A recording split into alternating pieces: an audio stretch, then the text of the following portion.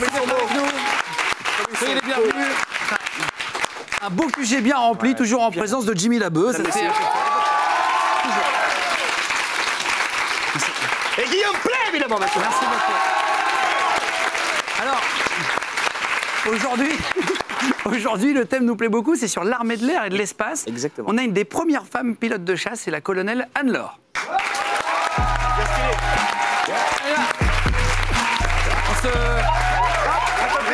Bienvenue. Alors, vous êtes habillée en tenue de J'étais pilote. pareil ce matin, moi. on peut se tutoyer ou... Bien sûr, bien sûr. On peut se tutoyer. Avec plaisir. Alors, on t'a fait un petit fond d'écran, regarde, exprès pour l'armée de l'air et de l'espace. On a adapté, on a mis des avions, des magnifique. rafales. Voilà, on peut y aller, on peut s'asseoir et commencer l'émission du coup.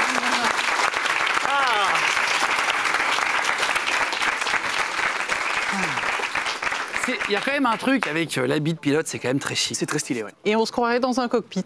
On se croirait dans un cockpit. C'est merveilleux. Alors, est-ce qu'on a pris le vrai intérieur du Rafale, là, le petit Presque, décor presque. On a les informations les plus importantes. La vitesse, le Mach, l'altitude, le cap, essentiellement. Donc on n'est pas très loin. Ah, ça, ce sont des Rafales, hein, c'est ça? Tout à fait. Tu es donc pilote de chasse, tu vas nous raconter ton métier, ta vie. On est allé sur la base de Mont-de-Marsan, la base 118, qui nous a ouvert les portes pour nous montrer qu'il y a plein d'autres métiers hyper intéressants dans l'armée de l'air et de l'espace. On dit maintenant, c'est ça? Tout à fait. L'armée de l'air et de l'espace, plus d'une cinquantaine de métiers, je pense qu'on va en reparler. Et ces deux Rafales viennent d'un des escadrons de Rafale de la base aérienne de Mont-de-Marsan. On peut les applaudir, je sais qu'il y en a quelques-uns qui nous ont accueillis de la base 118 de Mont-de-Marsan, dans le public. Et alors, Merci pour l'accueil, c'est tout. et Merci pour l'accueil, on a été très bien accueillis là-bas, donc merci beaucoup. ils nous ont fait visiter des trucs incroyables. On a pu filmer, on va vous montrer ça dans l'émission, c'est vraiment très intéressant. On commence toujours par le CV de l'invité, parce que tu as déjà vu une émission Oui, avec des petites questions simples, réponses simples. Jimmy Labeu pose toujours la première question très compliquée en regardant toujours sa fiche. Alors, nom, prénom, âge. Ça commence pas très bien. Ah. Je vais vous dire que je m'appelle Anne-Laure. D'accord. Je vais pas donner mon nom de famille. Pas de problème. Mais dans l'armée, on m'appelle colonel. Et puis dans la vie de tous les jours, c'est Anne-Laure. Et j'ai 43 ans. Très bien. Profession. Alors, je suis officier de l'armée de l'air et de spécialité pilote de chasse. Ça, c'est tellement, C'est tellement cool. Profession des parents. Parce que tu disais que c'était sur un lieu de base aérienne. Est-ce qu'ils étaient aussi dans l'armée de l'air? Oui, c'est ça, tout à fait. Mon papa était pilote de chasse au sein de l'armée de l'air. Et ma maman était enseignante. Elle a rapidement mis sa carrière entre parenthèses pour suivre mon père dans ses nombreuses affectations et puis pour élever ses 4 enfants. Et c'est ton père qui t'a donné envie de faire ce métier? Évidemment, c'est une source d'inspiration évidente puisqu'on est baigné dans ce milieu. J'ai participé à des journées portes ouvertes, des vols de nuit famille. On avait quelques livres à la maison sur le sujet. Né là-dedans, quoi. Je suis née là-dedans. T'as baigné là-dedans? C'est une histoire de famille, puisque dans ma famille, on est un peu tous dans l'aéronautique. Alors, situation familiale. J'ai un mari qui, d'ailleurs, partage le même métier que moi. Et j'ai 2 petits garçons de 6 et 8 ans. Et ils sont déjà aussi dedans, j'imagine. Ah oui, ils ont aussi vécu les meetings, les vols de nuit famille. Ils ont déjà fait 2 vols en rafale, comme ça, tout ça. C'est quoi les vols de nuit famille? Les vols de nuit famille, c'est organisé pour les familles qui souvent connaissent pas bien le métier de leur conjoint qui travaille au sein de l'escadron. Des moments de rencontre où on voit un peu comment se prépare une mission, comment se déroule un décollage, puisqu'on ne peut pas aller beaucoup plus loin en tant que famille, et on accueille les pilotes qui reviennent de leur vol. Et ton mari est pilote de chasse aussi? C'est ça, tout à fait. Vous êtes rencontrés au boulot? Oui, pas très original, mais... Comme 80% des couples en France, j'ai c'est vu. ça, exactement, et 50% des femmes de l'armée de l'air. Ah oui? Passe. Il y a beaucoup de femmes dans l'armée de l'air. Oui. Moi, j'étais tout à fait. très surpris quand on est à la base de Mont-de-Marsan, beaucoup de femmes. C'est 23% parce que je connais les chiffres, mais il se trouve que c'est l'armée la plus féminisée en France et c'est une des armées de l'air les plus féminisées au monde. Ah oui? Voilà. La question arrive pour tout le monde, hein. Revenu fiscal déclaré? Eh oui.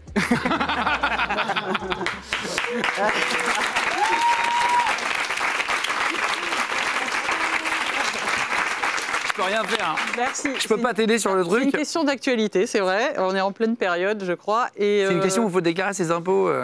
Et alors là, je dois dire que je remercie mon mari parce que c'est lui qui s'y colle. Ah non, tu nous fais pas le coup. Et si. Attends, alors les garçons disent c'est ma femme et la Non, femme. Je ne vais pas complètement botter en touche parce que je peux parler un petit peu de salaire. Par rapport au grade, c'est ça? Oui. Parce que c'est un atout de l'armée de l'air et de l'espace en particulier.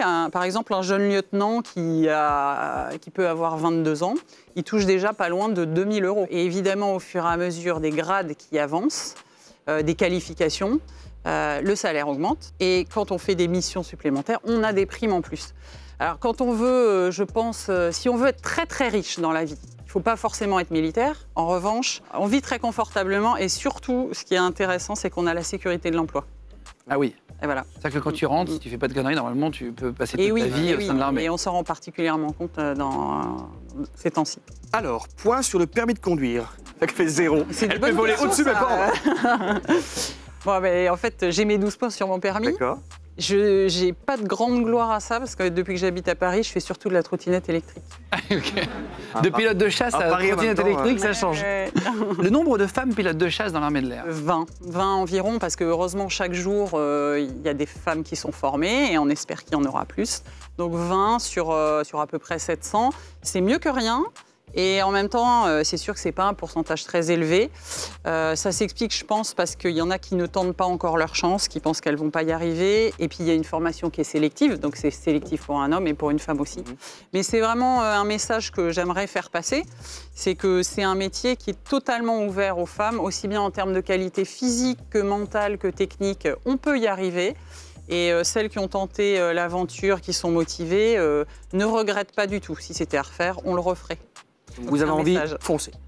Oui, donc c'est faisable en fait. Il faut croire en ses rêves et il faut croire en ses qualités. C'est pas quelque chose d'inaccessible en gros.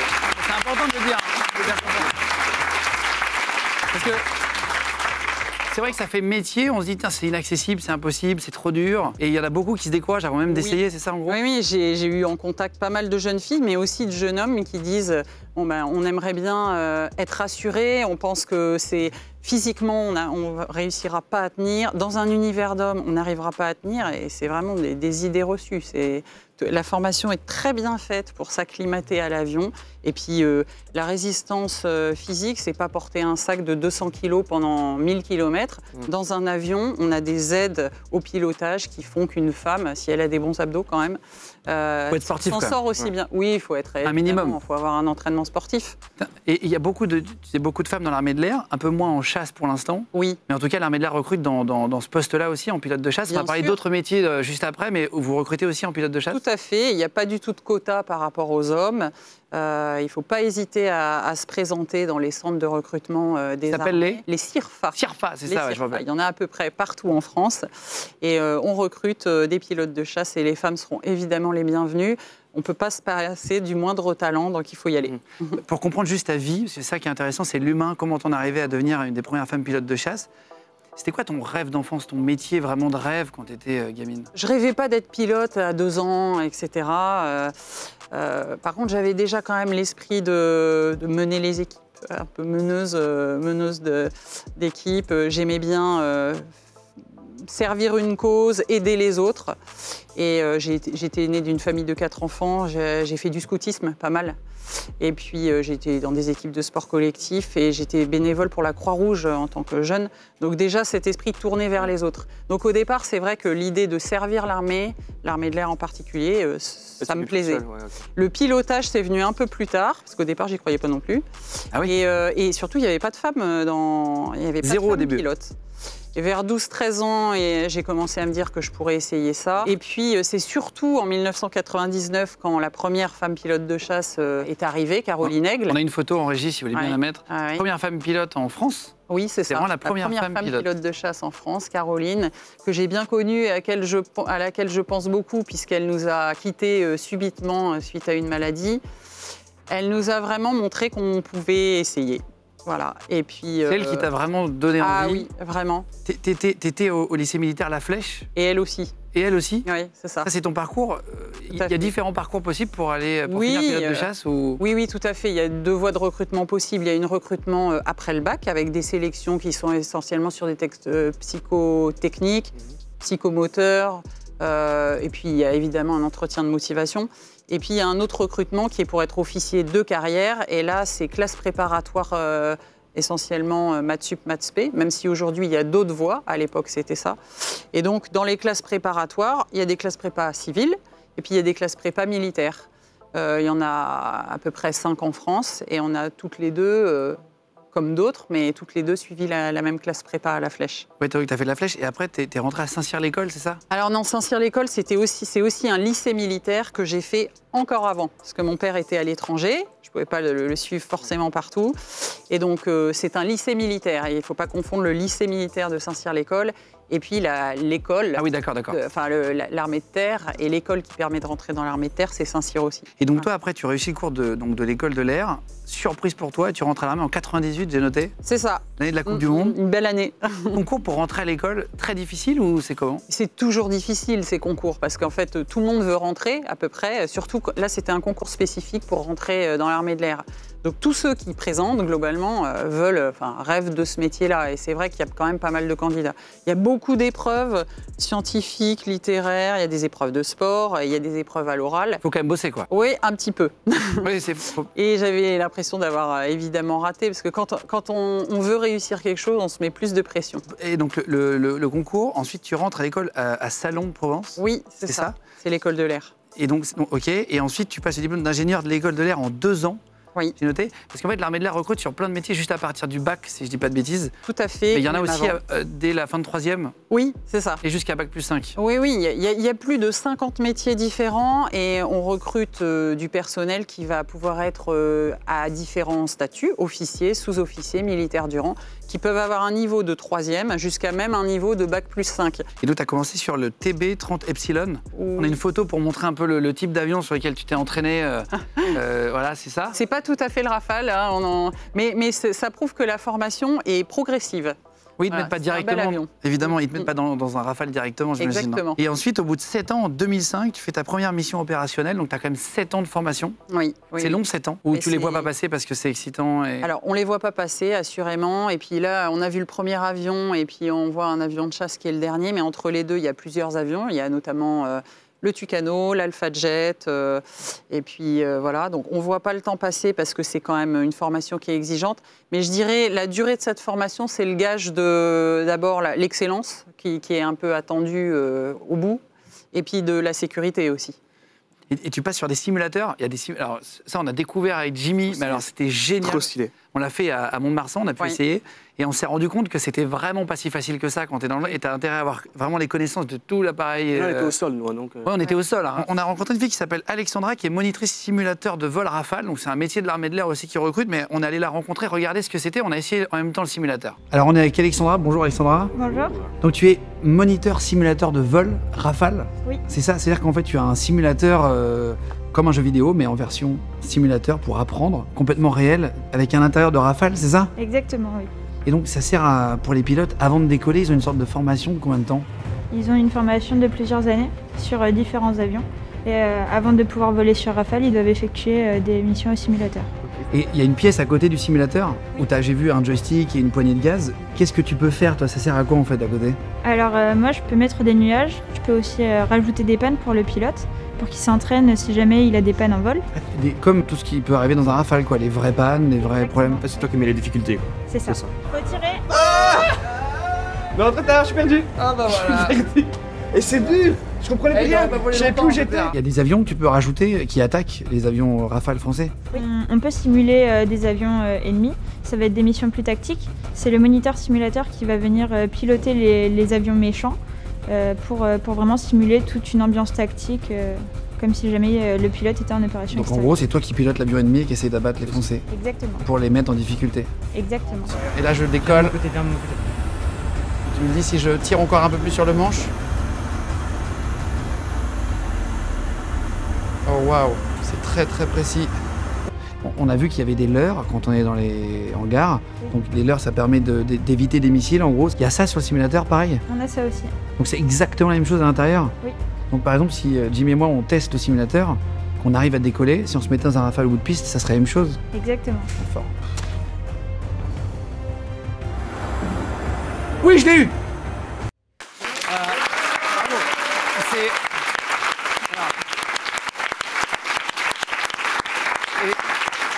T'as bien fait ça, toi.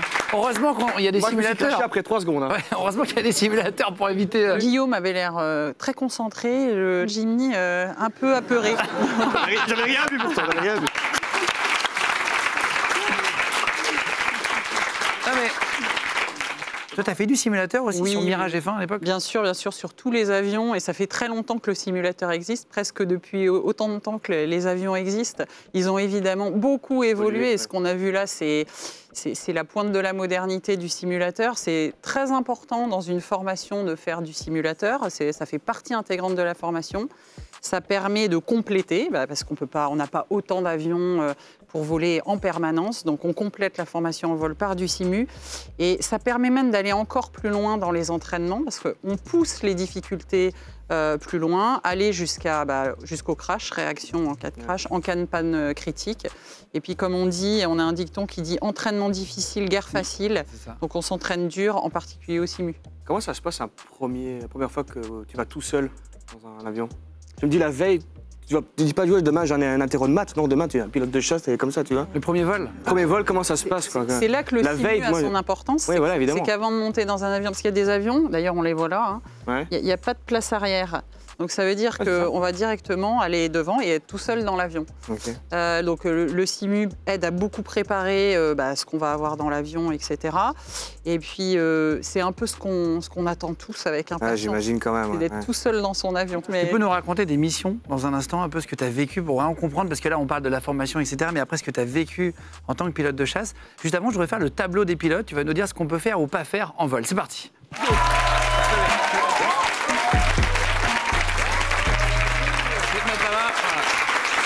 Alors. Ah non, pardon, c'est contraire, c'est contraire. Tiens, tac. Est-ce qu'on peut avoir des lunettes? Est-ce que je peux être pilote de chasse? Alors, quand on rentre dans l'armée, non. Non. Un peu plus tard, quand on a toutes ces qualifications, etc., si on commence à moins bien y voir, évidemment, les conditions sont moins strictes. Il faut quand même avoir une bonne vue, quoi, pour Il être faut pilote. avoir une bonne vue, c'est ça. Est-ce qu'on peut être mauvais en maths et pilote de chasse? Oui, on peut. C'est vrai. Et Ça vrai va redonner de l'espoir à beaucoup. Il y a des idées reçues. Ça, j'ai dit. c'est ouf. Ça va. Il y a plus souvent des scientifiques, mais il y a j'ai d'ailleurs des bons copains qui sont pilotes de Rafale. Et qui sont nuls. Qui étaient littéraires. Alors, appel FaceTime pendant un vol. Est-ce que honnêtement, est-ce que ça capte à 700 ou 800 Non. km/h? Est-ce que tu peux faire un coucou à tes enfants? Ça c'est la question piège. Parce que ça veut dire que je regarde mon téléphone en vol. Donc je pense que ça ne capte pas quand C'est on les est flics qui haut dans le passent. ciel. Ouais, en même temps, si t'as pas le droit de le conduire avec une Twingo et un portable et tu peux le faire en Rafale, ce serait pas logique. Non, hein. voilà. Après, il y a moins de circulation. Il y a moins de ça. Donc c'est interdit. Non, c'est pas du tout prévu. C'est interdit, mais est-ce que ça serait possible techniquement? Est-ce que si quelqu'un vous appelle pour vous montrer une vidéo, j'en sais rien, en vol, en vous disant tiens, il faut que tu vois ça, c'est la Mais cible, on a d'autres moyens de communiquer avec le sol qui sont beaucoup J'imagine. plus opérationnels. qu'un portable. Est-ce qu'on peut avoir un casier judiciaire et devenir pilote de chasse? Ça pue, ça, à mon avis. Non, je pense pas. Bon, les valeurs quand même qui sont constitutives de l'identité de l'aviateur, il y a notamment l'intégrité. Le respect, le service, l'excellence. L'intégrité, bon, voilà. Ouais. Pour être pilote, c'est non. Ouais, c'est compliqué. Je pense pas. Est-ce qu'on peut ne pas savoir parler anglais? C'est compliqué aussi. ça, Ça, c'est pas possible. Et on peut l'apprendre en arrivant à l'armée? Ça commence à en faire beaucoup de ce côté. J'espère que ça, qu'on va on va dire que ça. rééquilibrer. C'est très facile d'être ça. pilote de chasse. Pourquoi Il y a tout qui est pas possible. Non, pourquoi? Parce qu'on a quand même des missions qui sont faites en interalliés et la langue de tous, Langue universelle, quoi. ça reste quand même l'anglais. Est-ce qu'on peut manger dans le cockpit quand vous partez pendant des heures et des heures? Est-ce que tu as le droit d'avoir une barre de céréales? Ça me fait plaisir, j'en mets une de ce côté. On a le droit de faire un Il truc. faut bien qu'il se ravitaille. Donc on peut. Oui, bien sûr. Enfin, disons qu'on passe pas notre temps à manger quand on est dans l'avion. Et ce goinfre. Elle a son petit micro, là, elle est comme ça. Quand on fait des vols un peu longs, de l'ordre de 6, 8, 10 heures. Ouais, c'est long. 10 heures de vol d'affilée. Oui. C'est bon, ça mange bien. Il faut tenir le coup être jusqu'au concentré bout pendant et 10 heures. surtout être concentré jusqu'à l'atterrissage. Après, évidemment, on met la priorité là où elle est. Quand on est en pleine mission chaude, etc., on garde la barre de céréales dans la poche et on attend que ce soit plus calme. Pas forcément très fin, quoi. C'est quoi le truc le plus original toujours très que t'as mangé? Une knacky, tu sais, tu sors une knacky.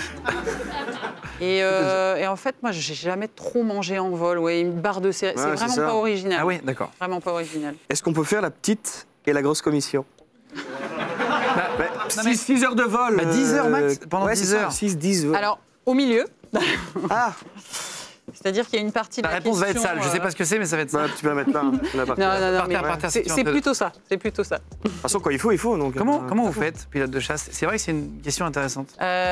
Donc sur des vols de plusieurs heures, il faut trouver une solution. Il y a des solutions qui marchent très bien pour les hommes avec un truc petit ici, non tuyau, une petite éponge dans dans un petit réservoir. C'est plus facile pour nous que pour les femmes. femmes. Faut viser, mais je suis pas un homme, donc je suis un homme et ce qu'on m'a raconté.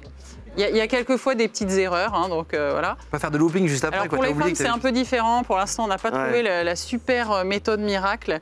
Pour pas rentrer dans les détails, je dirais pour les femmes, c'est la méthode du bébé. Une couche, quoi. Voilà. D'accord, qui permet de. D'accord, mais c'est intéressant. On imagine. Je crois que c'est pareil pour les tireurs d'élite de certains corps particuliers où ils se cachent pendant des jours. Des jours, ils ne peuvent pas bouger. Et c'est d'ailleurs ce qu'il y a dans le film American Sniper, je crois, à un moment donné. Parce que quand il reste pendant 2 jours allongé, au bout d'un moment, il est sur le côté. Est-ce qu'on arrive à prendre du plaisir quand on va à Disneyland Paris dans les Grands 8, quand on est pilote de chasse? Mais bien sûr. Évidemment. Est-ce que quand tu fais le Space Mountain, toi, tu prends du plaisir quand même ou tu trouves ça nul? Oui, parce qu'aujourd'hui, je pilote pas tous les jours. Donc, quand j'ai pas l'occasion d'aller voler, ce qui arrive à peu près 1 fois par mois dans la 2e partie de carrière, pendant le week-end, je vais à Disney. Okay. Et tu prends du plaisir quand même. Est-ce qu'on peut avoir peur du vide? Ça arrive. Oui, c'est pas impossible. C'est-à-dire, parce que... Surmonter sa peur, peut-être, non? Quand on fait des missions en escadron constitué, on part sur une zone d'exercice, par exemple. Le week-end, on est encore tous ensemble et on fait des activités qui sont personnelles.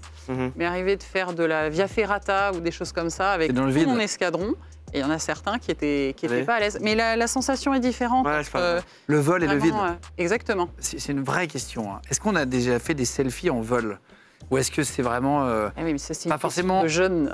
un FaceTime? Est-ce qu'on peut se prendre en photo avec un appareil photo? Est-ce que les pilotes ont une photo de profil de ouf sur Insta? Il n'est pas interdit d'emmener son téléphone dans l'avion. En général, on n'a pas vraiment le temps de s'occuper de faire des selfies en vol. Souvent, ce qui peut se faire, c'est au retour du vol quand on est content. C'est ça. Et puis, il y a quand on n'est pas content, là, on ne se prend pas en photo. D'accord. Merci beaucoup pour la réponse. C'était tellement de choses possibles. Il y a quand même beaucoup de choses possibles. Il y a beaucoup de choses possibles, ouais. Et bien sûr, c'est le message.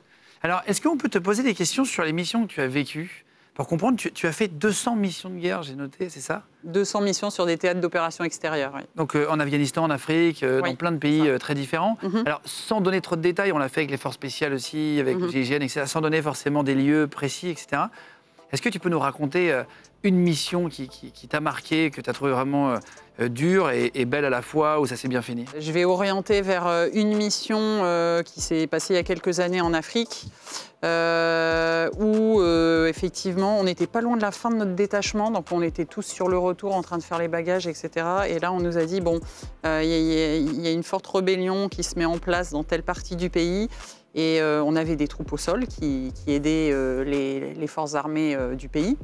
Et là, ça se passe pas bien. Et la rébellion est armée. Il faut que vous alliez voir. Et c'est le moyen. L'avion permet d'y aller vite. Donc on est allé sur place, on a rapidement vu qu'il y avait besoin d'intervenir. Les précédentes patrouilles ont déjà fait pas mal pour effrayer les rebelles, voire intervenir et neutraliser si ça allait plus loin. Comment pardon je te coupe, mais comment tu effraies les rebelles? Tu passes... On fait des passages très bas. Avec beaucoup de bruit? Avec beaucoup de bruit, en larguant des leurres, en montrant qu'on a ce qu'il faut pour se protéger. Et assez souvent, face à des rebelles de type tribus africaines, de certaines, ça suffit. Mais pas toujours. Et surtout, ils sont de plus en plus équipés.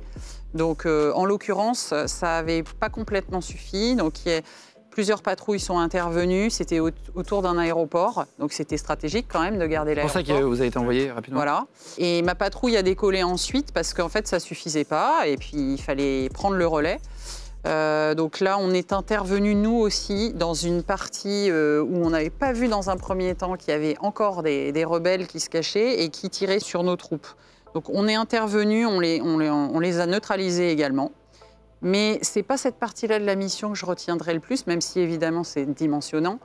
On est parti faire un ravitaillement en vol parce que pour pouvoir durer sur zone, évidemment, il faut aller prendre de l'essence. L'autonomie n'est pas très longue? L'autonomie, on peut rester...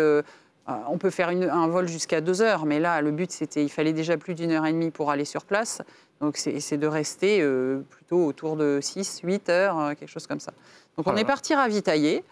Et là, pendant notre ravitaillement en vol, on a été appelé à la radio sur un endroit qui était distant d'au moins 500 km par rapport à notre premier site d'intervention. Et là, il y avait grosse urgence. Effectivement, là, c'était des forces au sol qui avaient vraiment, qui se faisaient aussi tirer dessus. Donc on est très vite arrivé sur eux. À 500 km? Voilà, bah, là pour le coup, on met la post-combustion. C'est-à-dire les flammes derrière les avions de chasse, on voit parfois qu'on met la post-combustion, c'est en voie de... Ouais, le turbo. Pour arriver vraiment le plus vite possible, on les a eus très vite en contact radio. C'était des gens très aguerris, donc toutes les authentifications, tout se fait très bien. Qu'est-ce qu'une authentification à la radio? Alors, parce que j'ai appris quelque chose que tu m'as expliqué au téléphone. C'est pour éviter qu'il y ait des rebelles qui se fassent passer pour les forces spéciales. Bien sûr. C'est-à-dire qu'ils ont des mots de passe secrets entre vous? On a entre les forces amies au sol et en vol des mots de passe communs. Des lignes de code? Des lignes de code. Si tu donnes B, il doit dire... Voilà, c'est ça. C'est pas si simple que ça, hein, évidemment, mais on a tous les méthodes. Et ça permet de s'assurer que la personne qui nous parle, c'est bien un ami. Et du coup, là, on les a eus en radio. Et en fait, ce qui était très impressionnant sur cette mission, c'est que pendant qu'ils nous parlaient, donc déjà des gens costauds, etc., mais qui étaient quand même complètement paniqués, et on entendait derrière les balles qui sifflaient. Ils nous disaient, là, ils venaient d'essayer de faire décoller leur hélicoptère pour se désengager. Ils n'avaient pas pu, donc ils étaient dans leur hélico, ils ne pouvaient plus bouger, il fallait qu'on fasse quelque chose. Et vraiment, on s'est dit, là, on a la responsabilité peut-être de leur survie, de leur vie. Bon, dans ces cas-là, on essaye de vite trouver d'où viennent les tirs et puis de vite intervenir. On était deux et on a fait chacun notre part de mission. C'est un travail très organisé qui a été, on va dire, ce qu'on appelle mission successful. C'est-à-dire qu'on a permis le désengagement des forces françaises et puis... Et de sauver la vie Exactement. Et pour comprendre le métier, il y en a qui a par exemple une mitrailleuse ou un canon, quelqu'un qui a une bombe et vous dites, tiens toi, il y a quelqu'un, c'est sûr qu'il y a un sniper ici. Comment quand vous passez en premier vol, comment vous dispatchez l'armement? On a les mêmes armements, c'est pas toujours le cas, mais en l'occurrence, on avait les mêmes armements. Effectivement, parfois, il y en a un qui a l'équipement qui permet de désigner au laser, il y a l'autre qui a le canon. En l'occurrence, on avait les mêmes armements. Donc, ce qui se passe, c'est qu'il y en a un qui est un petit peu plus bas, qui est en contact radio avec les troupes au sol et qui se concentre pleinement sur ce qui est demandé. Et celui qui est au-dessus, ou un peu en décalé, qui surveille pour être sûr que justement on n'ait pas des arrivées de missiles ou de choses comme ça. Oui. Et puis qui surveille si quelque chose que le leader n'a pas vu, c'est une aide. En fait, il y a plein un guetteur et celui qui attaque. Et on change. Et donc, le retour de cette mission, ça a vraiment été la sensation d'avoir vraiment servi à quelque chose, d'avoir sauvé des vies. Et puis la plus belle des récompenses, je trouve, c'est quand on recroise les mêmes personnes, parce que par définition, ils sont encore... Tu savais qui c'était? Sur le coup, je ne le savais pas. Mais après, je les ai recroisés parce que l'armée est une petite famille et c'est eux qui sont venus me dire, voilà, tel jour, tu nous as sauvé la vie. Il y en a que j'ai encore croisés il n'y a pas longtemps, il y a 3 mois. Ah oui? Ils m'en ont encore reparlé. Ils t'ont reconnu parce qu'à la voix, tu étais une femme? À la voix, bon, il n'y avait pas beaucoup de femmes. Donc voilà. Ils ont su que c'était toi et ils sont venus te parler et te dire merci? Oui, mais c'est super. Je trouve que... Ah, c'est beau, c'est beau.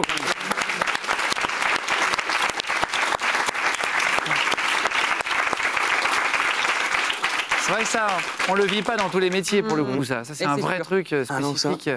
Est-ce qu'il y a déjà une mission où tu t'es déjà fait toucher, même avec une Kalachnikov, ou sur l'avion, tu as vu qu'il y a des impacts au retour? Ou c'est impossible de toucher un avion de chasse? Non, c'est pas impossible du tout. Ça dépend. Il m'est arrivé de faire des missions sur d'autres théâtres d'opération où, effectivement, justement, on utilise le canon de l'avion, qui est un armement de forte précision. Et c'est très utile quand on veut éviter au maximum des dommages collatéraux et dans des zones, par exemple, urbaines, où de plus en plus les opposants se cachent. Et ils mettent parfois des civils exprès voilà, autour pour... Exactement. Donc ça, c'est absolument une ligne rouge. Donc on peut utiliser des armements qui sont de forte précision comme le canon, mais qui, en tout cas sur le Mirage F1, nécessitaient de descendre quand même assez bas. Moi, j'ai pas vu de balles, j'ai jamais été touchée, mais pareil, même situation, un équipier qui était au-dessus et qui surveillait, et qui m'a dit qu'effectivement, il y avait eu des tirs vers le ciel.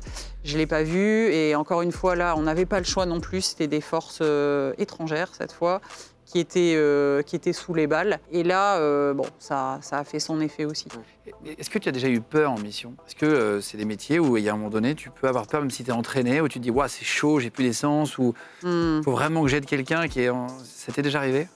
Déjà, il y a l'adrénaline et le stress positif qu'on a très souvent avant de partir en mission, parce qu'il y a des enjeux, parce qu'on passe une qualif, Je pense que parce ça qu'on est en enlève un mission petit peu la peur, du opérationnelle. coup, non? Ça enlève pas un peu la peur, du coup? Tellement il y a de pression, Exactement. l'adrénaline, machin. Mais la peur, c'est autre chose. La peur, c'est quand on a la sensation d'avoir échappé de peu à une situation dramatique. Et ça, évidemment, ça arrive moins souvent. Moi, ça m'est arrivé 2 fois et je saurais exactement dire lesquelles. C'était 2 missions de nuit. Alors, il y en avait une en entraînement en France. Et puis l'autre, c'était en Afrique en opération. Donc, mission d'entraînement de nuit en France, mon équipier qui simule une panne radio et je dois l'accompagner pour pouvoir le poser parce qu'il ne peut pas rester en l'air. Et puis de nuit, on ne fait pas n'importe quoi. Donc, il était très proche de moi, ce qu'on appelle en patrouille serrée. On est à 2 mètres à peu près. Oh là là, 2 mètres? Ah oui, c'est très près. Parce qu'il devait me suivre, en fait. Il n'a plus rien tout seul, donc je suis ses yeux, je suis aussi les oreilles du contrôle pour lui. Et du coup, il faut qu'il me suive. Et donc, à un moment, le contrôleur nous dit, on arrive en limite de la zone d'entraînement. Il faut absolument tourner tout de suite, parce que sinon, vous allez sortir de la zone et plus être protégé par rapport aux autres trafics. Et c'est toute la complexité entre on est en entraînement, mais on prépare des missions, on simule des missions opérationnelles. Difficile, sinon... Voilà. Et donc, j'initie un virage un peu rapide et mon équipier qui me suivait donc capte pas bien ce qu'il est en train de se passer, regarde peut-être ailleurs et du coup, on manque de se rentrer dedans. Mais on manque vraiment de se rentrer dedans, c'est-à-dire qu'on a tous les deux eu très peur. On a évidemment tout de suite arrêté l'exercice, on est rentré à la base et puis on a débriefé. Ça, c'est un point important de nos missions, c'est que de toute façon, on tire les leçons de tout ce qui s'est passé en vol et surtout quand la sécurité a été engagée. Et là, tu étais la chef? Oui, alors il se trouve que non, j'étais celle qui était entraînée. Et donc, on me mettait en situation de me préparer à être chef. Alors, on peut montrer des photos. Je crois qu'il y a des photos de toi aussi pour qu'on imagine, avec la tenue, avec l'avion, etc., quand tu étais sur des missions, notamment en Afrique. Voilà, là, on te voit avec la combi. Pourquoi tu es serré au niveau des jambes? En fait, on a un pantalon qu'on appelle anti-G. C'est un pantalon qui nous permet de résister aux facteurs de charge, c'est-à-dire aux accélérations. Et par-dessus ça, vous voyez des espèces de boucles qui sont aux cuisses et aux mollets. Ça, c'est ce qui est rattaché dans l'avion au siège éjectable par une sangle et qui permet, si on devait s'éjecter, de automatiquement ramener les jambes contre le corps pour pas se les faire arracher. Alors, on va parler dans 2 minutes de l'éjection aussi. Tu vas nous expliquer, parce que j'ai appris plein de trucs sur le siège éjectable et il y a notamment un métier qui s'appelle technicien armement, qui font l'armement du Rafale, mais qui font aussi, si je ne dis pas de bêtises, des sièges éjectables. On va regarder un extrait, on en parle juste après aussi. Alors, on est sur un autre endroit de la base avec Laura. Bonjour Laura. Bonjour Laura. Mécanicienne armement, c'est ça? Mécanicienne armement opérationnel sur Rafale. C'est-à-dire que c'est toi qui mets les missiles sur les Rafales? Les missiles, les bombes, le canon. Tu fais que sur Rafale ou sur les autres avions Non, aussi? que sur Rafale. D'accord. Donc là, tu fais ce métier depuis combien de temps? Ça fait presque 3 ans que je suis ici. Ça t'excite toujours autant le matin quand t'arrives? Toujours. Après, au bout de 3 ans, le Rafale est tellement complexe que 3 ans, au final, c'est peu. Donc chaque jour, j'en apprends encore. Et on est toujours dans l'originalité du métier. Il n'y a jamais un moment où je me retrouve à faire la même chose, la même journée. Parce que là, on est sur la base de Mont-de-Marsan aujourd'hui, mais est-ce que tu peux être amené à suivre les avions à l'étranger, sur des bases en opération extérieure? Oui, bien sûr. Après, on fait des exercices internationaux au profit de l'OTAN. On fait des OPEX. Après, on va dans des endroits où la France est déployée. C'est Barkhane ou Chamal. Tu l'as déjà fait, ça? Je l'ai déjà fait. En OPEX, on fait toujours des équipements qu'on fait pas forcément en France. Donc c'est vrai que quand tu arrives en OPEX, tu fais quelque chose de nouveau, quelque chose que tu connais pas forcément. Il y a un impératif temporel. Il faut le faire plus rapide, d'une autre façon. Ah oui, et là, ça. Il faut charger le Rafale, il part tout de suite. L'adrénaline, t'as l'adrénaline, c'est différent. J'ai appris que vous faisiez aussi le siège éjectable de l'avion. C'est ça, ouais. C'est vous qui le montez? C'est nous qui le posons, le déposons. Parce qu'il y a de l'explosif sous les fesses. Il y a de la pyrotechnique, oui, c'est ça. Pour que ça s'expulse très vite. Pour qu'il parte, ouais. Nous, on s'occupe juste de la pose et de la dépose du siège sur l'avion. Après, tout ce qui est maintenance du siège, c'est un autre pôle. C'est ce qui s'appelle la survie. Nous, on s'occupe pas de ça. Nous, c'est vraiment sur l'avion. Et eux, ils s'occupent du siège quand il est au sol. Donc, c'est eux qui vont changer tout ce qui est circuit pyrotechnique et s'occuper de la maintenance du siège. Il y a plein de métiers. On a montré le canon dont tu parlais, c'était ça, j'ai une sorte de petit obus, c'est ça? Oui, ça c'est l'armement qu'on met dans le canon et qui est tiré, oui. Il y a différents types d'armements sur le Rafale, on a les canons, il y a aussi des missiles sur les côtés, on n'a pas évidemment tout filmé, ce qu'on ne pouvait pas filmer, machin. Mais donc ils font ça, et les sièges éjectables. Oui. Et donc, c'est pyrotechnique en fait. Alors on va parler du siège éjectable dans 2 minutes, mais j'ai une vidéo de l'armée de l'air où il y a un Rafale qui se met, parce que toi tu as commencé à la police du ciel, si je ne dis pas de bêtises, un avion qui arrive, donc un Rafale, je crois, à côté d'un petit avion de tourisme. Il fait un geste avec son Rafale. On va regarder la vidéo. Est-ce que tu peux nous expliquer juste après? Regardez. C'est tellement stylé, quoi. Salut. Ouais, c'est ça. Bah voilà. Ça va? Ça va et toi? Tu fais quoi?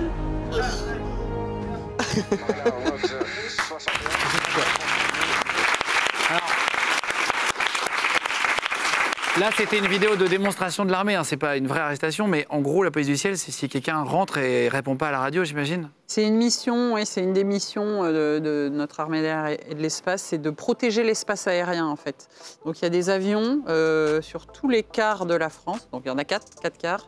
Il y a des avions de chasse et des hélicoptères qui sont en alerte en permanence pour pouvoir décoller en 7 minutes. Il y a plusieurs cas où on peut décoller. Il y a pour assister en vol à un avion qui a un problème. Il y a pour intervenir si on a un avion qui a un comportement suspect, évidemment. Et puis, intervenir si on a un avion qui enfreint les règles, qui vole au-dessus d'une prison, une base aérienne, une centrale nucléaire, etc. Qu'est-ce que c'est, ce petit mouvement d'aile, là? Jimmy l'a bien résumé. C'est pour dire bonjour. C'est ça? Salut. Ça, c'est pour montrer qu'il n'est pas hostile, en gros? Et en fait, c'est pour se montrer, déjà, effectivement, parce qu'il peut y avoir des réactions parfois surprenantes quand un avion de chasse arrive à côté d'un petit avion comme ça. Ça va faire peur, hein. Faut préciser, on ne s'en rend pas bien compte quand on voit ça comme ça, c'est très technique pour un avion de chasse, en particulier mais comme pour ça. un Rafale, mais pour un chasseur. Exactement, on a une incidence très importante de rester à une vitesse qui est vraiment beaucoup plus faible que celle auquel on évolue. En l'occurrence, ça me fait penser à une situation que j'ai connue en mission. Les petits avions comme ça, c'est quand même rarement parce qu'ils ont l'air hostiles. Hein. C'est souvent pour les aider.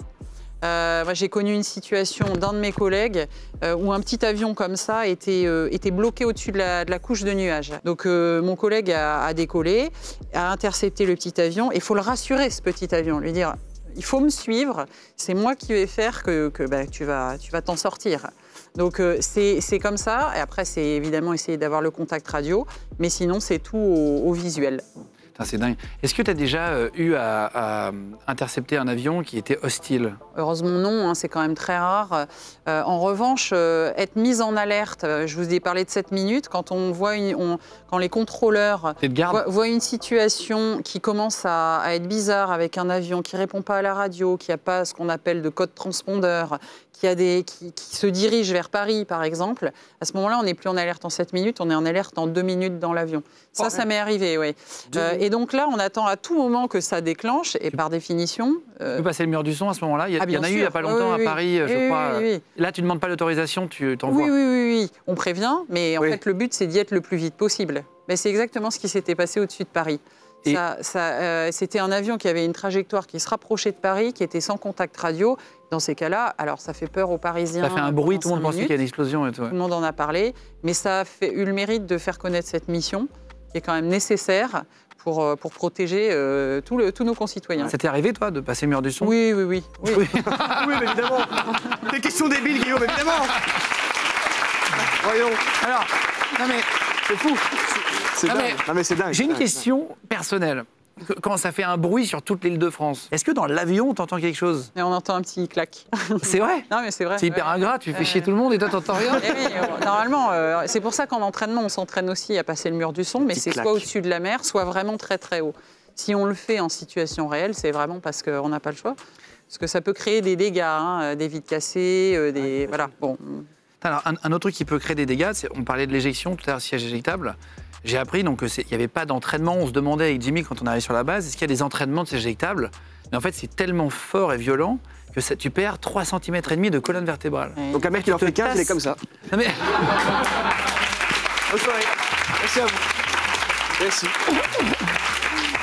Un mec d'1m85 qui fait 1m81,5 après une éjection à vie. Alors, je pense que c'est le cas le pire. J'ai des collègues, parce que c'est arrivé, il y en a qui enchaînent et j'en connais qui se sont éjectés 2 fois. Deux fois? C'est pour ça qu'ils aient perdu 6 cm. Non. Donc, je pense que c'est peut-être le cas de figure le pire. Quand même. Néanmoins, c'est pas agréable. Il est dit qu'on prend une accélération d'à peu près 20 fois son poids Ouais. en étant... 20 G. C'est pas 80 Voilà. mètres en une seconde, un truc comme ça? Je sais C'est ce plus. que vous avez dit, je C'est crois, ça. là-bas, à peu près Je 80 pense que c'est 80 en une C'est au seconde. premier étage de la Tour Ça Eiffel en aussi. une Ouais, seconde. c'est ça. C'est ça. Donc forcément, il y a des séquelles qui sont Ah ouais. diverses selon les personnes. Donc c'est un truc de survie. C'est un truc de survie. On s'y entraîne beaucoup pour les mouvements, parce que, et ça, tous les mois, on s'entraîne à se préparer à ça. C'est quand même la garantie de la survie des pilotes de chasse. Moi, j'avoue que je suis plus à l'aise dans un avion de chasse avec un siège éjectable Que dans un avion. Ouais. que dans un avion. Alors, il n'y en a pas. Est-ce que c'est vrai, donc vous avez, je crois, une arme, sans trop de détails, un peu d'armement quand même sur vous si vous vous éjectez, parce qu'il faut bien survivre si vous vous éjectez dans un lieu hostile et où on ne choisit pas, on s'éjecte, hein, j'imagine. Non. Est-ce que vous posez la question de vous éjecter ou pas s'il y a un problème en zone hostile? Est-ce que vous dites parfois qu'il faut mieux pas s'éjecter? C'est une question humaine que je me pose moi. Mhm. Est-ce qu'on se pose la question? Bien sûr. Ouais, c'est une vraie question. Et avant de partir en mission, on pense à tout ça. Et la réponse est très individuelle. Il y en a qui t'ont dit, moi je ne m'éjecterai pas. Ah oui. Autre chose que j'ai entendue, est-ce que c'est vrai qu'on s'entraîne à se suicider au cas où il y a plein de gens hostiles autour et qu'il faut mieux partir vite? Pas du tout. Pas du tout. Non, ça c'est pas vrai. Mais il est vrai quand on part au-dessus d'un territoire typique, et quand on est une femme, c'est encore différent. Typiquement en Afghanistan ou quoi que ce soit, ou récemment sur d'autres théâtres où on a vu que des pilotes étrangers s'étaient fait capturer, on a vu leur sort. En Jordanie, Voilà. notamment. Eh bien, il faut sérieusement considérer la question. C'est quand tu as un problème technique que tu t'éjectes en théorie. Est-ce que toi, tu as déjà eu un problème technique dans un avion de chasse? Oui, Un bien sûr, oui. Des pannes, il y a différents degrés de panne, des petites pannes sur le système de navigation, etc. On poursuit la mission, ça, c'est pas un problème. Des pannes, il y a des pannes un peu plus sérieuses. Il m'est arrivé d'avoir mon train d'atterrissage qui ne voulait pas sortir. C'est toujours un peu gênant de se poser sans le train d'atterrissage, mais on a des systèmes de secours. Ça existe? Oui. On peut se poser sans train d'atterrissage? Ça arrive, c'est déjà arrivé. C'est des roues de vélo qui tombent Ouais. comme ça. Pas tout seul. Non, mais Ça arrive. pardon, mais quand tu vois un rafale comme ça, si tu as de l'armement en dessous, tu peux pas te poser sur les bombes. Non, mais c'est vraiment pas souhaitable. C'est déjà arrivé sur Et la technique. un pilote qui ne s'était pas rendu compte qu'il n'avait pas sorti son train. On s'est rendu compte que c'était possible de se poser sans. Après, des pannes beaucoup plus sérieuses, moi j'ai la chance de ne pas en avoir eu, mais voilà, c'est un peu la loterie. Tu as des amis à qui c'est arrivé, du coup, qui ont Oui. dû s'éjecter en zone de guerre. En zone de guerre, oui, tout à fait. Et comment ça s'est passé? Comment ils ont fait? Ils se sont cachés? Comment... Oui, bah, ils ont respecté les procédures que je ne peux pas développer ici, qui font qu'en fonction de l'endroit sur le territoire où on est éjecté, eh ben, on applique scrupuleusement ce à quoi on s'est préparé jusqu'à ce qu'on soit récupéré. En l'occurrence, je pense en particulier à un Mirage 2000 qui a eu une panne moteur et ça s'est bien passé. J'ai une question peut-être un peu bête, mais comment est-ce qu'on est repéré quand Je crois que c'est des choses qu'il va pas pouvoir te dire. Ah non, mais Ah, tu parles les autres? Alors, Mais non, mais est-ce qu'on n'a pas un radar sur nous, une bêtise comme ça, pour être repéré par les Un autres? gilet jaune? voilà. Pour être sûr que surtout nos opposants moi, nous ça, voient mais- d'abord. Non, après, on a des radios, des Ok, balises, voilà, c'est ça. voilà. Voilà. Tu parlais de la police du ciel où tu faisais des battements et tu pouvais rattraper. Il y a aussi la police du ciel au sol à l'armée de l'air. Alors ça, on a découvert un métier, alors c'est très impressionnant aussi. On a rencontré une fille qui s'appelle Marie, qui est opératrice de défense sol-air. Donc en fait, en gros, c'est les missiles sur les camions. Donc c'est les missiles qui partent du sol. S'il y a un avion qui rentre aussi dans une zone, c'est Tout ça? à fait. Regardez le métier de Marie, on a filmé vraiment une simulation. Salut Marie.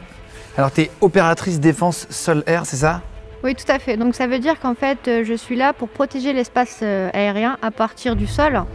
J'utilise mon système en fait d'armes qui est le SAMP Mamba. On crée des bulles de protection grâce à notre radar et ça nous permet comme ça de protéger donc tout l'espace aérien lors de gros événements. Donc actuellement, on ne tire pas de vrais missiles, on fait des simulations afin justement de pouvoir être prêt pour le jour J si réellement il faut tirer des missiles. Mais on maintient toujours nos compétences toute l'année, tout le temps. Est-ce que vous pouvez intercepter n'importe quel avion, le genre des avions de chasse, c'est possible avec ce genre de missile? Ah oui, tous les avions qui existent, justement la particularité d'un missile, c'est que ça va au-delà de ce qu'un homme peut supporter au niveau des jets. Donc on peut faire des avions de ligne, des hélicoptères, des missiles aussi, parce que ça fait partie aussi de nos compétences.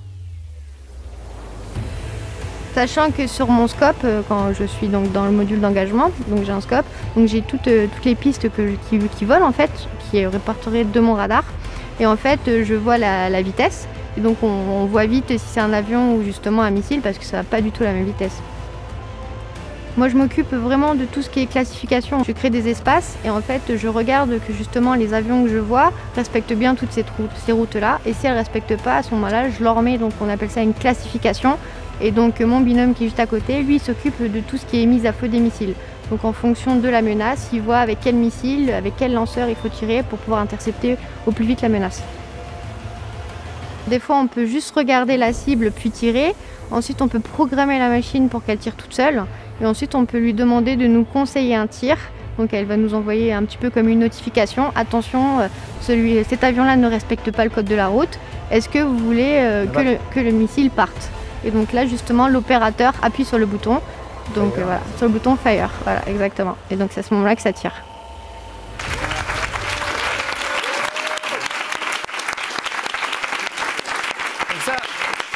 On embrasse Marie, BA118, voilà la base aérienne de Mont-de-Marsan. Merci encore pour l'accueil. Ils ont ouvert les portes On a demandé à l'armée de l'air si on pouvait faire un QG, ils n'ont vraiment pas blagué, quoi. Ils nous ont ouvert toutes les portes et tout. Et encore merci d'être là. Merci beaucoup.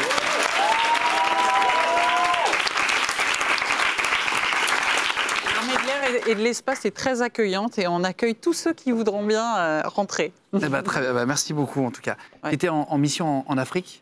Il y avait beaucoup de drones qui surveillaient en fait ce qui se passait au sol. Tu étais en patrouille avec un Rafale, donc 2 avions différents. Tu étais en Mirage, toi, c'est ça? Sans forcément expliciter de quel théâtre il s'agit, oui. Effectivement, les missions qu'on faisait dans certaines régions se font avec le Mirage 2000 qui a certaines qualités que le Mirage F1 n'a pas, en termes justement de moyens de désignation, d'échange de vidéos entre le sol et l'avion.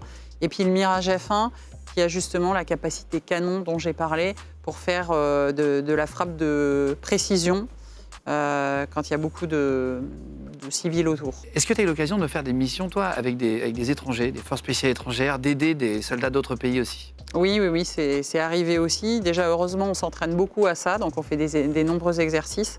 Et puis sur certains théâtres d'opération qui sont plus forcément d'actualité aujourd'hui, on travaille au profit de troupes au sol qui peuvent être de notre pays, mais de beaucoup d'autres pays. Bon, j'ai en tête une mission que j'avais faite avec un Mirage 2000, donc on était un Mirage F1, un Mirage 2000, et puis on devait surveiller un convoi qui traversait une route assez empruntée, mais assez empruntée aussi par les talibans, avec des risques d'engins explosifs au sol, etc. Donc on surveillait ces gens-là.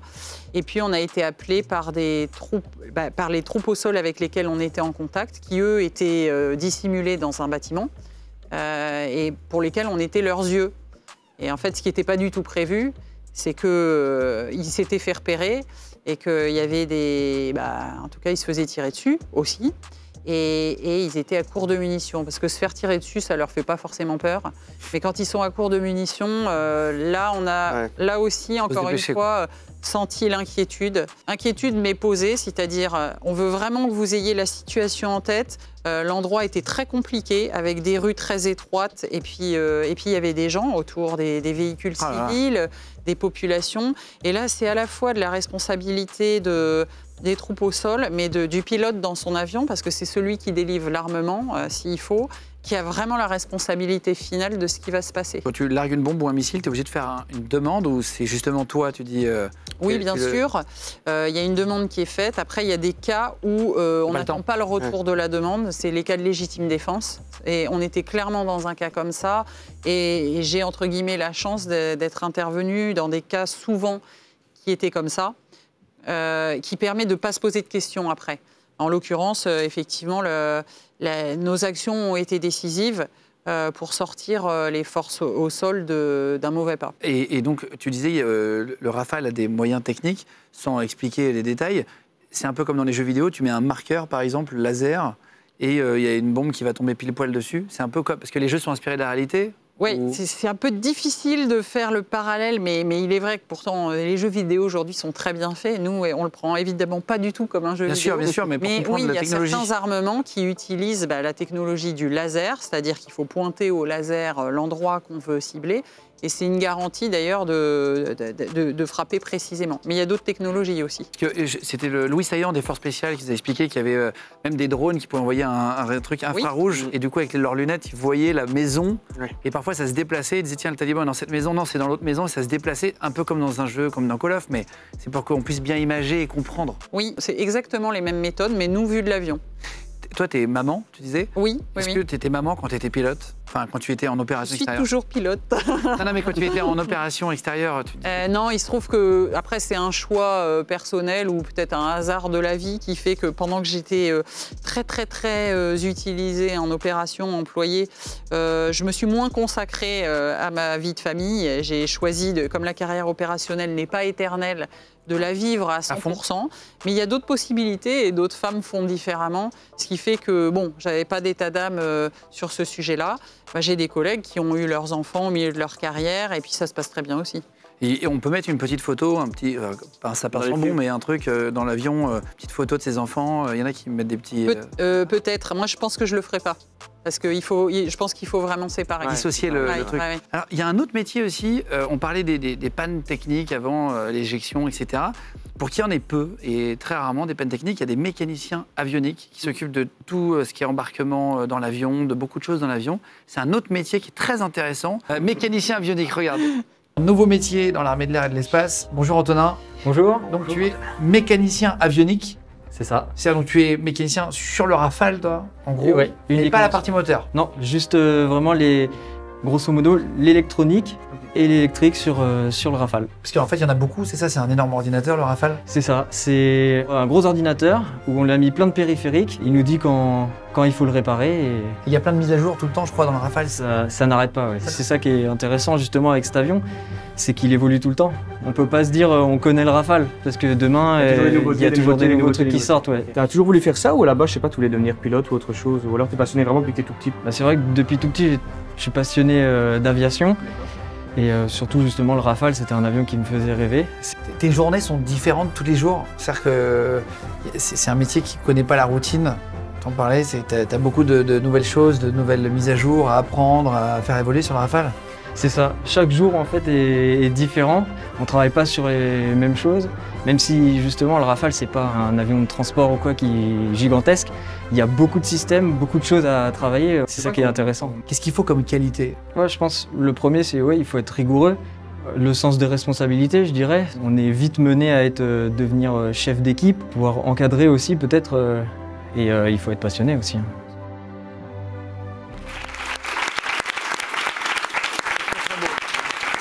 Mécanicien avionique, l'armée de l'air et de l'espace recrute, je sais, pour ce métier à partir du bac, puisqu'on aide aussi à trouver. Nous, on a tellement galéré à trouver notre voie, des trucs qui nous plaisaient, des métiers vraiment kiffants, qu'on trouvait ça utile de vous montrer plein de métiers cool dans l'armée, quoi. Mais je vous ai vu sur certaines images, je vous verrai très bien tous les deux dans l'armée de l'air et de l'espace. On s'y croirait. Et voilà. Dire qu'on avait un petit slogan qui était de dire que pour faire voler un avion, il faut toute une armée. Et en fait, c'est vraiment ça. C'est-à-dire que c'est pas uniquement un pilote qui décolle et un peu tout ce que je vous ai raconté, parce que ce que j'ai vécu. C'est pour ça qu'on monte tous les métiers. Hein. Mais avant de partir en mission, il y a bien une cellule renseignement qui nous donne toute la situation. Il y a des mécaniciens qui préparent, comme on a vu, toutes les phases de l'avion. Il y a des contrôleurs qui font décoller l'avion. Il y a des commandos qui guident l'avion au sol. Et c'est vraiment ça. C'est vraiment ça. Il y en a pour tout le monde. Voilà. Donc l'armée de l'air et de l'espace. Alors, quand tu parlais, c'est marrant, parce qu'on a vu vraiment des métiers vraiment très très kiffants. Moi, vraiment, ça donne envie de aller, faire. Ouais. Moi, j'adore l'armée de base, l'armée de l'air, c'est ultra classe en plus. C'est contrôleur aérien. Alors ça, on est allé. Alors ça te va très bien d'ailleurs. Oui. Vous allez rire très fort dans 2 secondes. Il s'est habillé en contrôleur aérien de l'armée de l'air, Jimmy. C'est la première fois qu'il a mis une cravate de sa vie. Ouais, c'est vrai. Avec un petit pull, etc. Vous avez des équipements, enfin, je sais pas comment on dit, des costumes? Oui, on a plusieurs uniformes. On a la tenue de combat. Pour le pilote, c'est celle-là. Et pour les autres spécialités, c'est un treillis qui permet d'aller au combat. On a la tenue de travail de tous les jours, effectivement, pour les contrôleurs. Mais je suis pressée de voir ça. Alors, contrôleur aérien, c'est Mélène, il s'appelle. Oui, regardez son gentil, métier. En plus. Alors on est dans la tour de contrôle avec Mélène, contrôleur aérien. Du coup tu gères le décollage des avions, l'atterrissage. Exactement. Ça fait combien de temps que tu fais ce métier toi? Actuellement, là, ça fait 2 ans à peu près. 2 ans? Ouais. Et tu as quel âge? J'ai 22 ans. Il faut quel niveau d'études, genre minimum, pour pouvoir faire ce métier? Alors, on peut rentrer directement avec le bac. Donc bac, faut être rigoureux quand même. Exactement. Est-ce qu'il faut être bilingue? Ouais. Ou est-ce qu'on peut le devenir après? En fait, pas besoin d'avoir un gros niveau d'anglais, mais avoir un minimum quand même pour être recruté. Parce que si vraiment on n'a pas de niveau d'anglais, ne serait-ce que Oui, la base de la minimum. base, Ouais, ouais. en fait, ils vont pas nous prendre. C'est quoi la situation la plus stressante que tu as eue? Parce que tu es encore jeune, tu as j'imagine la pression, etc. C'est quoi le truc le plus stressant que tu as eu dans ton métier pour l'instant? La situation la plus stressante, Ouais. je dirais, c'est il fait pas beau. Je suis en percée, donc je fais descendre les avions au radar. Donc Ok. c'est du guidage. Ils sont dans les nuages, ils voient rien et ils font confiance à leurs instruments et aux Tu reposes contrôleurs. sur toi, quoi. Exactement. C'est vraiment visuellement impressionnant. Quand on était dans la tour, là, on allait voir. Donc là, il y a 2 couches. Qu'est-ce que c'est que cette salle par rapport à au-dessus? Tu peux nous expliquer là? On est dans une salle. un peu Cette salle, sombre. actuellement, c'est la salle approche, c'est comme ça qu'on l'appelle. Donc c'est la salle où on a tous les écrans radar, Ok. donc de laquelle on va gérer tous les trafics qui arrivent sur le terrain, sur l'aérodrome, et tous les trafics aussi qui partent. On fait toutes les coordinations avec les organismes extérieurs.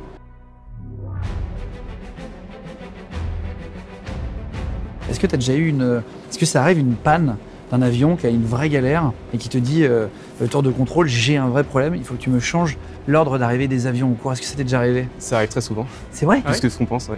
Donc c'est pas des pannes qui vont être très très graves, mais ça peut vite le devenir. Donc c'est Faut vite réagir. C'est ça. En fait, c'est le cœur du métier, c'est de rester aux aguets et d'être prêt à réagir. Donc Et de pas stresser non plus trop. il y aura forcément du stress quoi qu'il arrive, mais d'apprendre à le gérer plutôt, je dirais. Ça peut décoller en combien de temps un avion là? Prêt, armé? Non, c'est 7 minutes. En 7 minutes il est dans le À ciel. partir du scramble, on appelle ça comme ça. C'est le top, c'est-à-dire que là il doit L'alerte. Au moment où l'alerte alerte et tout le monde doit être prêt en 7 minutes, il décolle. Très très belle cravate. Destiné pour ça. Je peux raconter l'anecdote? Quoi? Je vais raconter une anecdote. On était à la tour de contrôle. À un moment donné, il vient me parler. Il me fait: tu trouves pas que je suis hyper chic comme ça?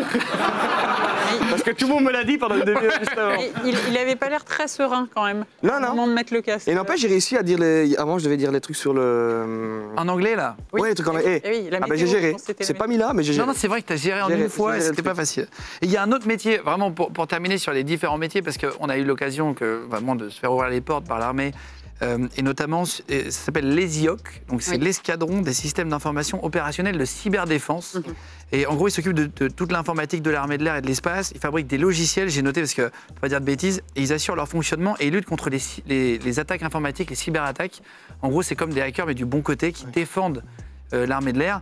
Et donc, je sais que c'est très rare qu'ils ouvrent les portes de l'ESIOC et qu'on puisse voir ça. On l'a vu avec Jimmy quand on est rentré avec des caméras, c'est pas habituel. Et on a eu la chance de pouvoir filmer ça pour vous montrer comment ça se passe, en fait, les gens qui défendent des cyberattaques dans l'armée. Et donc, c'est Sacha qui nous a ouvert les portes. Regardez. Sacha, bonjour. Bonjour, On se tutoie, vous voit. on se tutoie, pas de souci. Alors, on est à l'ESIOC. Tout à On va fait. expliquer ce que c'est, mais tu es en gros ingénieur cyberdéfense, Ingénieur une cyberdéfense, sorte c'est de ça. hacker qui défend la France Alors et les voilà, bases de l'armée de l'air. plutôt défenseur plus que hacker, mais effectivement notre rôle c'est bien de défendre un peu les systèmes d'information qui concourent à la mission aérienne et donc qui défendent la France. Alors, qu'est-ce que c'est l'ESIOC? On voit qu'il y a une abeille, un gros logo derrière toi. Exactement. Qu'est-ce que l'ESIOC? L'ESIOC, c'est l'escadron des systèmes d'information opérationnels et de cyberdéfense. Pour faire simple, on a 3 missions principales qui sont la production de logiciels à vocation opérationnelle pour l'armée de l'air. On a le soutien de ces applications, notamment en métropole ou à l'étranger. Et on a la défense de ces systèmes d'information, qui est donc le cœur de notre mission. J'étais informaticien et j'ai basculé par la suite dans la cyberdéfense. C'était une opportunité à un moment donné. Et du coup, il s'avère que j'adore ça et que ça se passe très bien. Ce qui est intéressant, c'est qu'on peut juste arriver motivé, passionné par le domaine. Et derrière, voilà, il y a toute une partie formation qui est prise en charge par l'armée de l'air, à la fois au niveau militaire et à la fois au niveau technique, qui permet du coup de se spécialiser dans un domaine, donc pour le nôtre, la cyberdéfense, d'apprendre vraiment son métier avec toute une phase de parrainage et vraiment de monter en compétences pour arriver au niveau requis.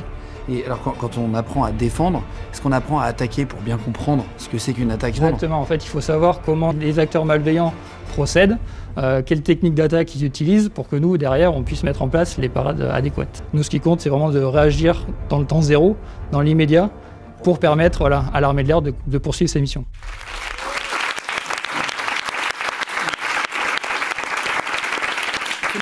Tu m'as dit quelque chose pendant la vidéo. Tu me dis, vous avez eu la chance d'aller voir ça. Oui, effectivement. Bah, c'est le centre de la partie opérationnelle pour les systèmes d'information. Donc, Il y a peu de civils qui rentrent. Il y a peu de civils qui rentrent. Et en revanche, on recrute des informaticiens. Ça, c'est bien de le savoir. Mais donc, ils recrutent pour ce poste-là, hein, justement. Bien sûr. À partir du bac. Eh oui. Donc, on vous met tous les liens, de toute façon, dans la description de la vidéo en cliquable si vous voulez vous intéresser pour l'armée de l'air et de l'espace. On disait qu'il y avait des métiers, donc à partir même de la 3e, vous pouvez être recruté. Là, tous ces métiers-là, c'était à partir du bac. Et il y a des métiers jusqu'à bac plus 5, si je ne dis pas de bêtises. Oui. Donc, en tout cas, l'armée de l'air et de l'espace recrute. Et merci encore à eux de nous avoir ouvert les portes de ces trucs-là. Alors, j'ai eu la chance de faire un truc incroyable, un rêve de gosse. Merci encore d'ailleurs d'avoir poussé. Je sais que tu as permis si ça.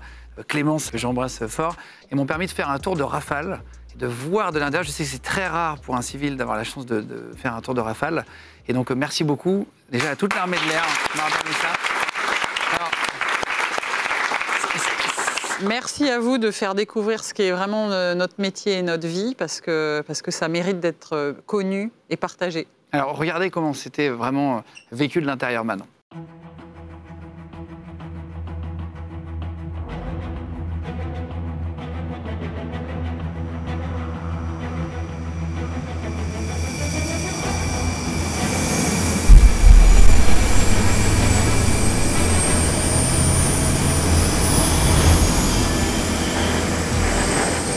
Allez, 3, 2, 1, top, ça pousse. Allez, ça décolle.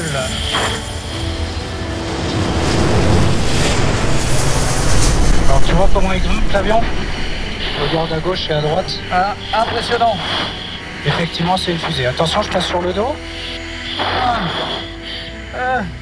Ah, waouh. Ah oui, d'accord. Et là, on est sur le dos, ok?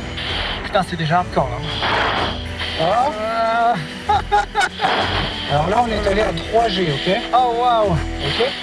C'est tellement plus impressionnant que ce que j'imaginais. Je peux pas décrire ce qu'on vit. Enfin, tu vois, c'est pas décrire.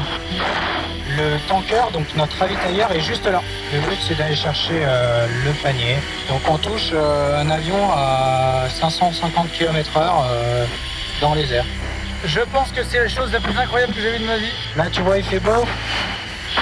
On a du fioul, on est au-dessus de la France, mais imagine-toi, bah, t'as fait 4 heures de vol, ou 6 heures de vol, et là t'es en plein milieu d'un combat, il faut que t'ailles ravitailler, t'as plus de fioul dans ton avion. Et il faut continuer d'être concentré et efficace. Ouais, exactement. Franchement les gars, vous êtes des héros, vous en rendez pas compte, mais c'est juste époustouflant. C'est un métier.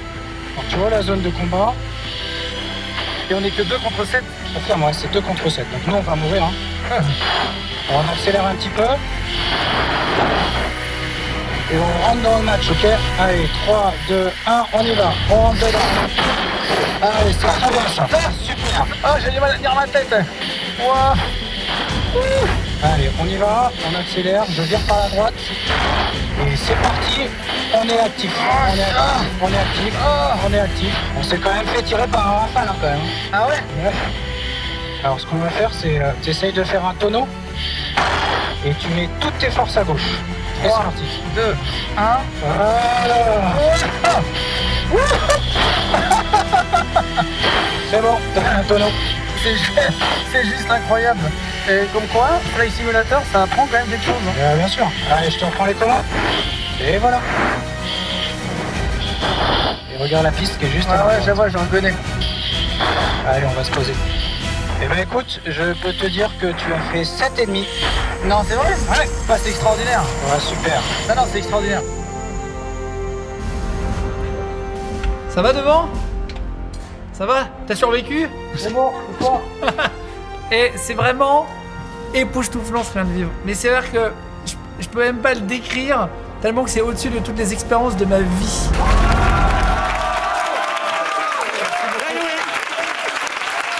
Bravo, Guillaume. Bravo. Franchement.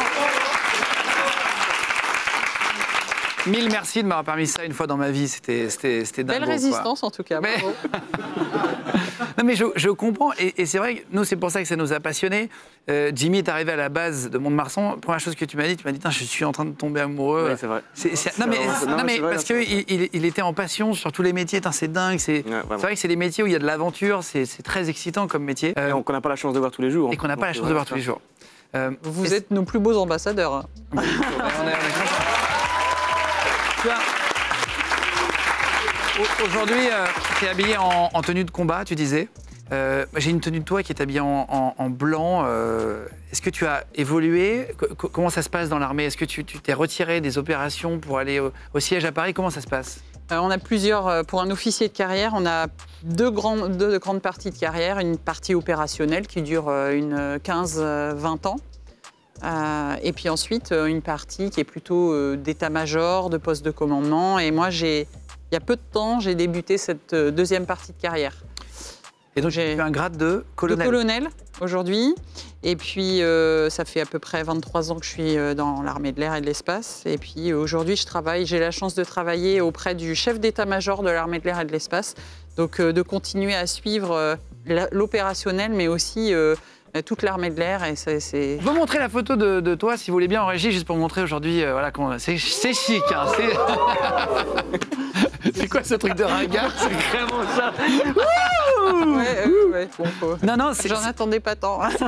C'est très élégant. Et aujourd'hui, tu aimerais après gérer une base. Quelle est la possibilité d'évolution pour toi? Et oui, dans cette deuxième partie de carrière, les postes où on reste au contact des aviateurs, etc., c'est des postes de commandement type commander une base aérienne. Donc c'est sûr que ça pourrait être une possibilité pour moi par la suite, que j'aimerais vivre.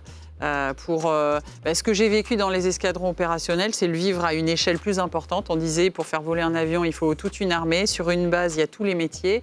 Et c'est pour être au contact à nouveau de toutes ces personnes pendant quelques temps. Alors, il y a du monde qui nous attend dehors. On voulait te présenter deux autres métiers qui ont des points communs avec l'armée de l'air, tout en étant complètement différents. Parce que tu disais qu'il fallait être précis quand tu es dans l'armée de l'air. Il y avait de l'adrénaline, l'aventure. Oui. On voulait te présenter deux métiers et que tu participes si tu veux. Premier métier, c'est de la précision. C'est un champion du monde de BMX qui est là, qui va nous montrer qu'il faut être très précis. Il arrive à rouler sur la rambarde très haute de Webedia sans tomber ni à gauche ni à droite. C'est assez impressionnant. Tant qu'on ne me fait pas monter sur le vélo à sa place, il n'y a pas de souci. Et après, le métier de cascadeur. Ouais. Métier de cascadeur, on a la chance d'avoir une école avec des cascadeurs professionnels qui sont venus nous présenter leur métier, avec quelqu'un qui va prendre feu, qui voulait nous montrer comment ils faisaient dans les films. C'est des métiers où il y a de l'aventure aussi, pour montrer d'autres types de métiers possibles. Et après, tu vas participer à une scène de film où tu vas te faire embêter par 4 cascadeurs et tu vas devoir faire semblant de te battre. Ils vont tomber dans l'escalier, etc. Est-ce que tu es d'accord? Bien sûr. On va participer à ça. Allez, c'est parti, on va dedans, on y va.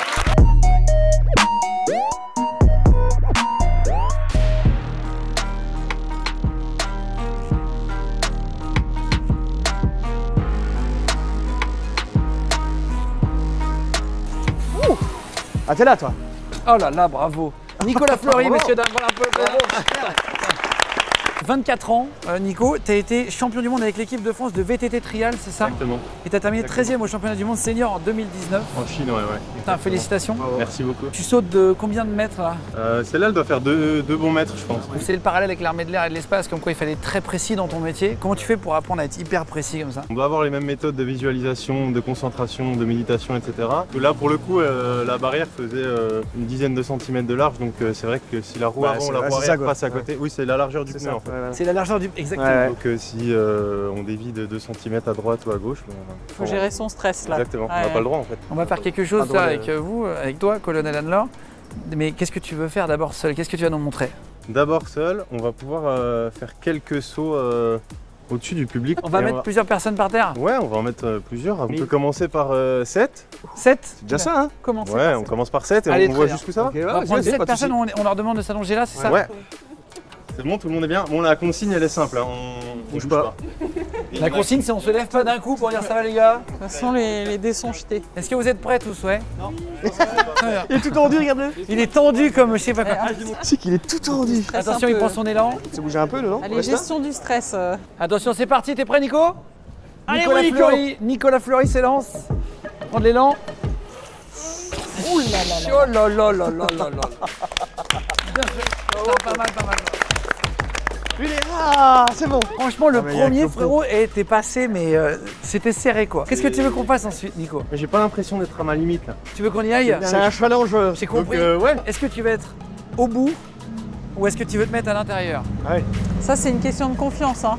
Oui, on se connaît depuis 1 minute 30. Oui, c'est ça. Vu ton palmarès, je me dis qu'on peut te faire confiance. Ah, j'adore. Tu vas en bout? Merci beaucoup.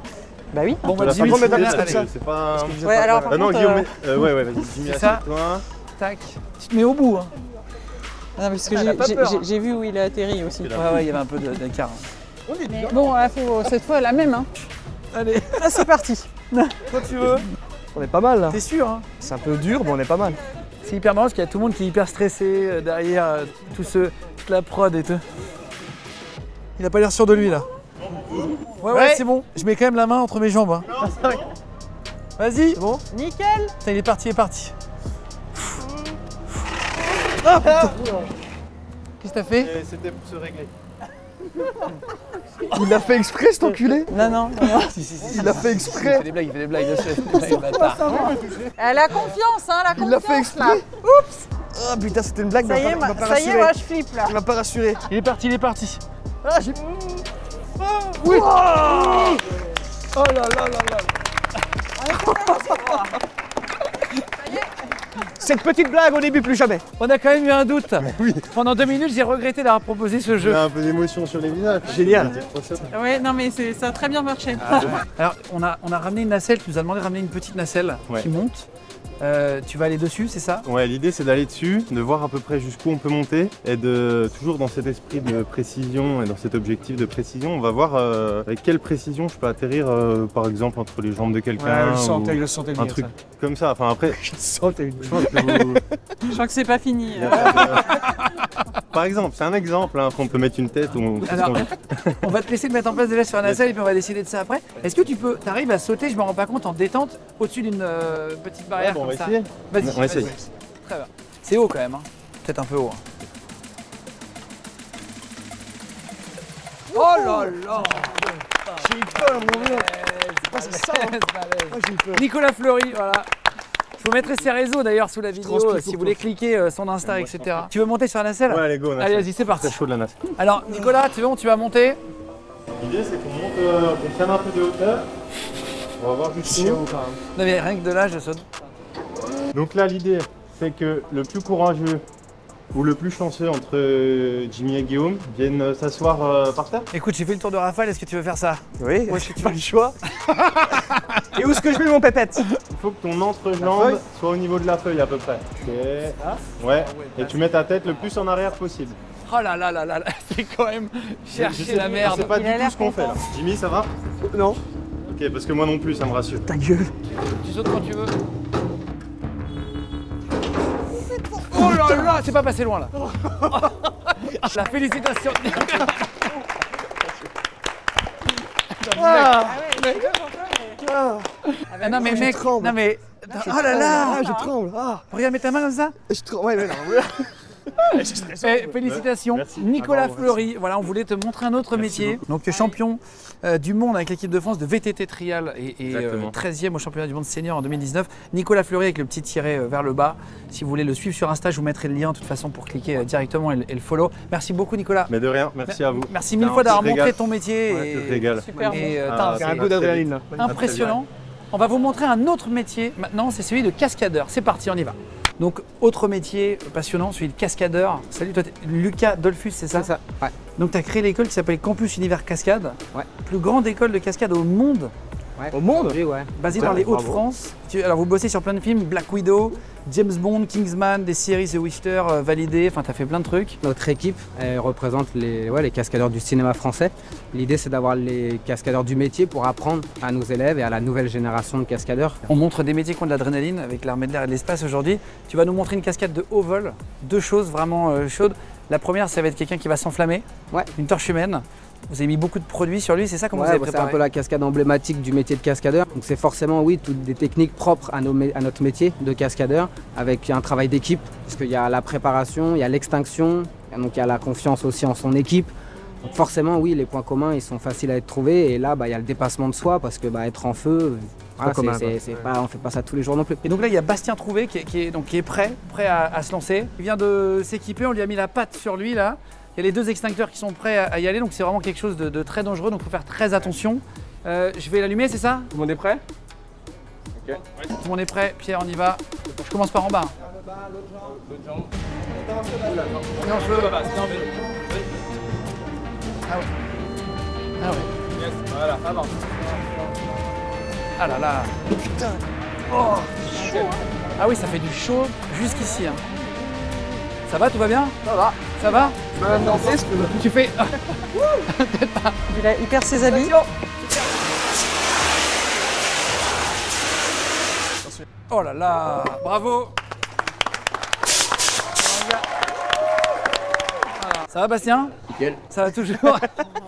Oh et tu fumes mon corps. Hein. C'est-à-dire que vraiment, on sent derrière qu'ils sont encore en train de... Un petit coup de soleil. Ouais, ça fume même beaucoup. Quand tu fais... Ça fait combien de temps que tu fais ce métier toi? Ça fait 4-5 ans. C'est combien de temps de formation avant d'être cascadeur professionnel? 2 ans. 2 ans au campus Univers Cascade. 2 ans de formation? Pas besoin de diplôme pour y aller dans cette école avant? Non. Un minimum de passé sportif, puis c'est surtout là-bas qui nous donne toutes les clés. Hein. Et là, tu as dit extinction, c'est toi qui dis quand il faut arrêter? Soit c'est les gars, au bout d'un certain temps, quand ils le sentent. Moi, quand je sens que ça commence à trop chauffer, que je monte en température, j'hésite pas à leur dire. Sécurité avant tout. Et tu as une combinaison de pilote dessous, là, je vois? Pilote et Nomex. C'est ça, ouais, donc c'est exactement ce qu'ils ont quand ils font des courses automobiles. Ouais. En gros, c'est quelque chose qui prend pas feu, c'est inifugé. Exactement. Et après, dessous, tu mets quoi? Tu mets de la pâte, on a vu, qui te met une sorte de pâte. Stun Gel, c'est un produit qui va couper la chaleur. Hein, ça fait pas des miracles, ça va juste couper la chaleur. Et puis après, on a la pâte inflammable. C'est grâce à ça que je brûle. Quoi. Et là, vous en avez mis particulièrement beaucoup, là, c'était vraiment entier sur quasiment tout le corps, quoi. Ça nécessite une plus grosse préparation, une plus grosse torche, plus grosse préparation, avec un équipement un peu plus conséquent, on va dire. Notamment sur la cagoule. On va se retrouver avec des cagoules, avec des visières, par exemple. Et toi, tu as tourné dans Bac Nord, par exemple, dans Anna? Bac Nord, Anna, Révolution, récemment. Ton métier te plaît, en tout cas? À fond, je suis passionné. C'est pas un métier, c'est une passion. Métier avec de l'aventure. C'est fou, hein, il y a plein de métiers comme ça qu'on découvre au fur et à mesure. Et on a des points communs, ouais. Il y a des points communs avec pilote de chasse. Ouais, exactement. Donc c'était hyper impressionnant à voir. Ouais. Tu voulais nous montrer un truc pour terminer l'émission? Là l'idée c'est, parce que pareil, cascadeur normalement forcément c'est combat, chute. Donc là on va en profiter qu'elle est là, on va lui proposer une petite mise en scène. Anne-Laure, t'es d'accord de participer? Et oui, je suis pas sûre de gagner quand même. On va simuler une bagarre. Et ouais, exactement, on va simuler une chorégraphie de combat où là on va travailler aussi avec la caméra pour que les axes marchent, pour que les coups soient réalistes. Le but encore une fois c'est pas de se taper dessus, c'est de faire croire qu'il y a eu un conflit. Donc on va aller l'agresser. Petite mise en scène sympa. Et ben on y va, c'est parti alors. On va voir ce que c'est. Go. Anne-Laure, ça y est, t'as été briefée. On a fait un briefing pendant 2 minutes à peu près. Vous l'avez refait 2 fois. Ça s'appelle l'assimilation rapide. De la comédie alors. Attention, il paraît que c'est très impressionnant ce que vous allez voir parce qu'il y a des vraies cascades dans. C'est quand même, regardez, c'est du vrai escalier en béton, donc c'est vraiment chaud. C'est vraiment dangereux, donc c'est vraiment des métiers où ils font très attention. Est-ce que tu te sens de commencer? Je pense que je vais leur faire très mal. Alors, et ben c'est parti du coup, on y va, c'est comme au cinéma, action. Alors, il est perdu. Oh là, mais il y a du caractère là, il y a du... Oh. Ça va pas ou quoi là?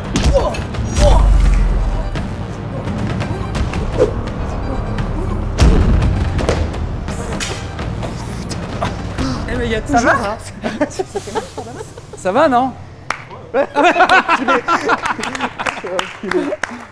les gars. Bien joué. Moi j'y crois. Félicitations, bravo. Hein. Donc il y avait Lucas Dolphus, Franck Blanc, Bastien Trouvé et Pierre Gomez qui ont participé à la cascade. Félicitations à tous les 4, bravo. Avec celui qui a volé tout à l'heure aussi. Ouais. Campus Univers Cascade, je vous mets le lien en cliquable sous la vidéo si ça vous intéresse de faire le métier de cascadeur, c'est hyper intéressant. On va voir plein de petites vidéos comme ça. Exactement. Merci beaucoup les gars. Chapeau. Merci 1000 fois. Merci aussi. Merci beaucoup en tout cas Anne-Laure d'avoir pris le temps de venir. Merci à vous, franchement c'était un plaisir et en plus je pense que vous êtes des très bons recruteurs pour l'armée de l'air. Ah bah écoute ça je sais pas. Demain je m'engage. En tout cas, bravo. L'armée de l'air, on a noté parce que c'est quand même cool avec les temps qui courent. Il y a 3000 personnes qui sont recrutées de 17 à 30 ans dans beaucoup de métiers dans l'armée de l'air. Alors vous avez vu dans l'émission, on a montré moniteur simulateur de Rafale, opératrice de défense solaire, mécanicien avionique, mécanicien armement, contrôleur aérien, technicien développeur informatique, mais recrute aussi des pilotes de chasse, des pilotes d'hélicoptères, des pilotes de drones, pour le transport aussi. Donc pour ces métiers, on l'a noté parce qu'on trouvait ça vraiment bien de vous passer le message. Ça va de la 3e C'est ça. Tous les métiers qu'on a montrés avec le bac aussi, jusqu'à bac plus 5, donc voilà. Il y en a pour tous les goûts. On voulait quelqu'un qui avait vécu de l'intérieur l'armée de l'air et de l'espace et une pilote de chasse. Et qui le vit encore. Et qui le vit encore. Et juste pour terminer, c'est quoi ce patch? Alors c'est le patch de l'avion que j'ai fait pendant le plus longtemps, le Mirage F1. Et comme on faisait pas mal de missions de nuit sous JVN, Night Killer. D'accord, voilà, c'est ça. Classe. Merci beaucoup d'être venu un grand merci dans l'émission. Merci à l'armée de l'air et de l'espace et rendez-vous la semaine prochaine pour un nouveau QG. Bisous les copains.